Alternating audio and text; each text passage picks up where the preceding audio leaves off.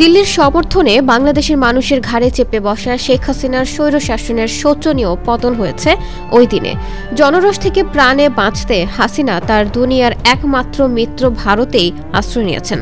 তার প্রতি ভারতের ভালোবাসা নিখাত, এটা প্রমাণিত। কিন্তু তাই বলে বাংলাদেশকে তারা পরিত্যক্ত ঘোষণা করবে, যার প্রমাণ দিল দিল্লি?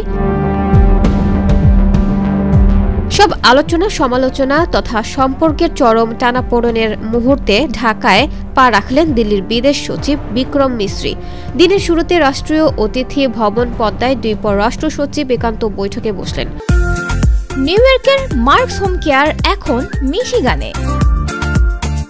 একের পর এক বৈঠক শেষে মিডিয়ায় উঠে এসেছে দুই দেশের সম্পর্কের বিষয়।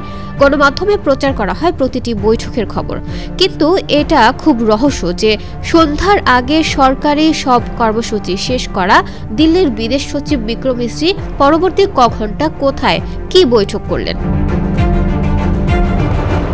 বিশেষ করে সন্ধ্যা 7:30 থেকে 8:35 পর্যন্ত এই 1 ঘন্টা কোথায় ছিলেন তিনি, কার সঙ্গে দেখা করলেন তিনি ও তার দুজন সফরসঙ্গী। ওয়াকিবহাল সূত্র বলছে, 3 সদস্যের একটি প্রতিনিধি দল নিয়ে বিক্রম মিশ্রি একটি রুদ্ধদ্বার বৈঠকে বসেছিলেন ঢাকা সেনানিবাসে। সেনাবাহিনীর প্রধান জেনারেল ওয়াকারুজ্জামানের সঙ্গে সৌজন্য সাক্ষাৎকার বৈঠকটি হয় তার। সেই বৈঠকে কি আলোচনা হয়েছে তা নিয়ে জানা ও বোঝার চেষ্টার কোনো কমতি ছিল না। এ বিষয়ে পররাষ্ট্র মন্ত্রণালয় এবং ভারতীয় হাইকমিশনে যোগাযোগ করা হয়, কিন্তু আনুষ্ঠানিক কোনো বক্তব্য পাওয়া যায়নি।